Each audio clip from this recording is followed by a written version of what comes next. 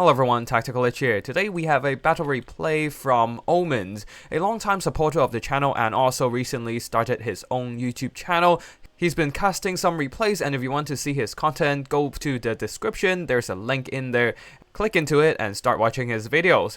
Now for the battles here, Omens as the Tomb Kings, we have a line of skeleton warriors in front, but the majority of the funds are going into the mobility. A ton of carrions and Hekara horsemen plus the Necropolis Knights. 3 of these snake cavalry in total, and then also a single skeleton chariots.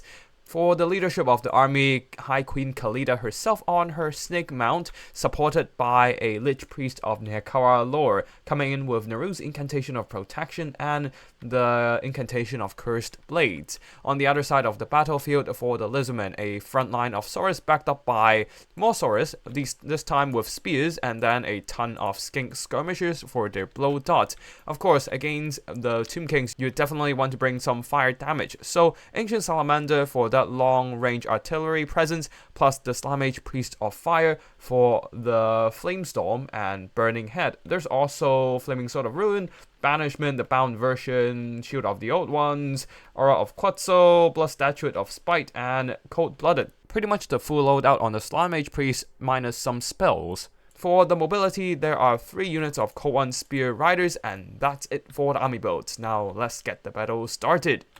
Now in this battle, the Lizardmen do have a bit of range advantage as their Ancient Salamander does have the speed 75, pretty decent to move in, blast a couple flaming shots, explode some skeletons and quickly retreat back to safety.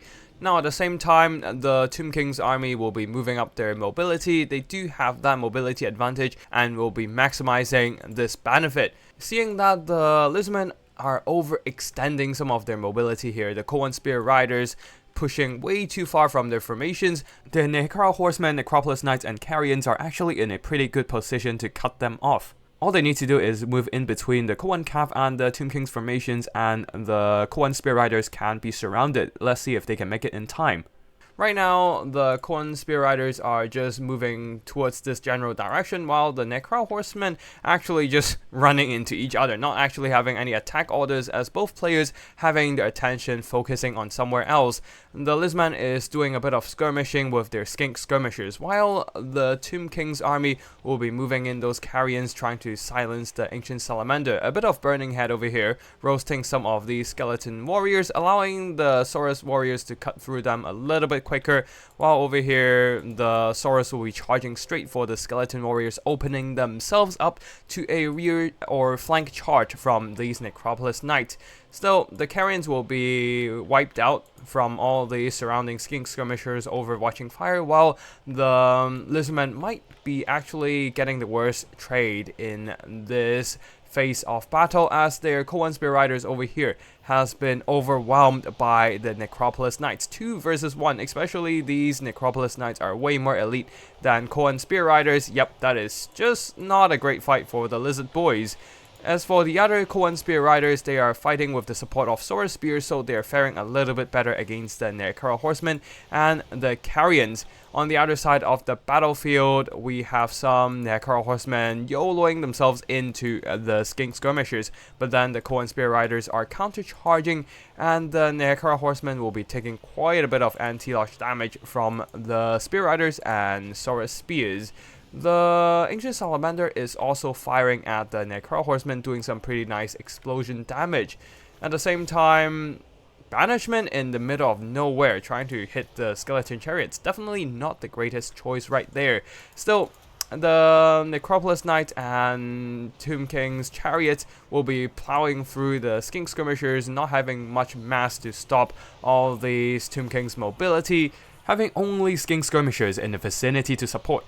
And the Slamage Priest, desperately trying to run away from High Queen Khalida, is not gonna be successful in his attempt, as High Queen Khalida simply pushes through the Skink's infantry with her snake mount, and the Slamage Priest of Fire will not be staying in the fight for too long. Saurus Warriors getting that Flaming Sword of Ruin, a last bit of spellcasting from the Slamage Priest before he goes down.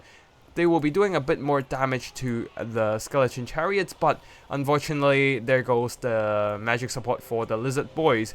On the far side, some returning Koan Spear Riders and the Sora Spears will be moving in trying to grind down the Necropolis Knights. The Necropolis Knights are not actually extracting themselves from this fight here, allowing themselves to be surrounded by a whole lot of Sora's infantry and cavalry. This is not great for the Tomb Kings, but overall the Tomb Kings are doing just fine, gaining an upper hand on balance of power, especially after the death or the break of the Slime Mage Priest over here. He is running away from battle, not quite dead just yet, but it's fine. This is the advantage the Tomb Kings need anyways, as long as they don't have that magic support to wipe out the remaining Tomb Kings units. Anyway, Sora's warriors are over here still fighting pretty strong, but the Koan Spear Riders not so much, being chased off by the Necro Horsemen. The Necro Horsemen is slightly faster than the Koan Cavalry, so they have no problem pushing them all the way to the end of the battlefield. While over here, the Lich Priest of Neakara will be running into this fight here. A lot of units are piling into a blob. Koan Spear Riders, Sora's infantry with spears and without, and then of course the Ancient Salamander itself got dragged into this melee fight, taking some damage, but overall nothing too substantial just yet.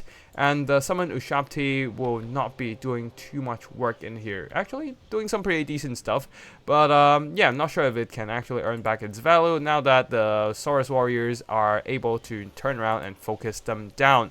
The Ancient Salamander will continue to fire, actually blasting away one of the Necropolis Knights models, doing some decent damage, not the most amazing because it is better against densely packed infantry, but after all, damage is damage. You take what you can get to work down those Necropolis Knights, but balance of power is still very far ahead for the Tomb King's army. A bit of Naru's Incantation of Protection, boosting that protection, the tankiness of High Queen Khalida, plus activating the Restless Dead passive to spam some passive healing for the entire Tomb King's army.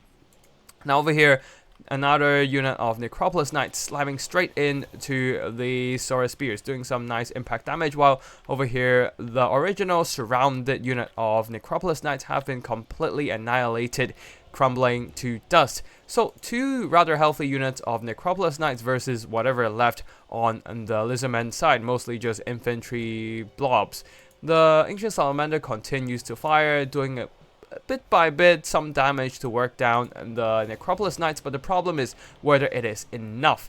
As the Necropolis Knights continues to chase off these routed Sora's warriors, the balance of power gets more and more against the Lizardmen's favor. Another cast of Naru's Incantation of Protection, once again spamming that Restless Dead buff, healing the HP and boosting the balance of power of the Tomb King's army. At the same time, Khalida on her Snake Mount lunges straight for the Ancient Salamander, silencing the Lizardmen firepower. Sora's infantry are coming in to support the Ancient Salamander, trying to surround Khalida, but this might just be too little too late. The healthy elites and leadership of Tomb Kings gives them a massive advantage on balance of power, and that is army losses for the Lizardmen. GG to both players, and big thanks to Old Omen for sending in the replay. Once again, he is starting his new YouTube channel, so do go ahead to his channel down with the link in the description below and check out his content. For the army performances, the Necropolis Knights did pretty well as their melee stats significantly outclassed that of the Koan Spear Riders, just trading great into the inferior Lizardmen cavalry. The rest of the army here, Skeleton Chariots, actually do pretty well into the Lizardmen Sora's infantry thanks to their charge bonus and anti-infantry. The Necro Horsemen didn't do that amazing, but they were a pretty good counter against the Skink Skirmishers with their shields and just good enough speed and decent melee stats. The Carrions didn't do too much here, same goes for the Skeleton Warriors. Most of the carrying was done by High Queen Khalida herself, sniping out the Slime Mage Priest of Fire and also hunting down the Ancient Salamander for a bit there. The Lich Priest mostly just there to spam buffs and healing, so not much damage is done by him. For the Lizardmen here, the Ancient Salamander didn't really get that much value as a lot of the shots goes into the chaffy Skeleton Warriors, and the shots are not that good against cavalry like Necropolis Knights and Necro Horsemen. Koan Spear Riders trade horribly, especially being caught out of position by the Necro Horsemen and Necropolis Knights. Saurus did some valiant fighting against the enemy skeletons and grind down quite a few of the Tomb King's cavalry, but in the end was not able to carry the game. Same goes for the Skink Skirmishers being run down by a combination of mobility. The Fire Slant Mage unfortunately didn't get much good targets in this game, as a lot of the area of effect spells were only good against the skeleton infantry and not against the cavalry. Anyways, that's it for today's battle. I hope you all enjoy, and if you want to see more Total War Warhammer multiplayer content, be sure to subscribe to my channel. Thank you for watching, and I'll see you in the next one. Tactical Lich, signing out.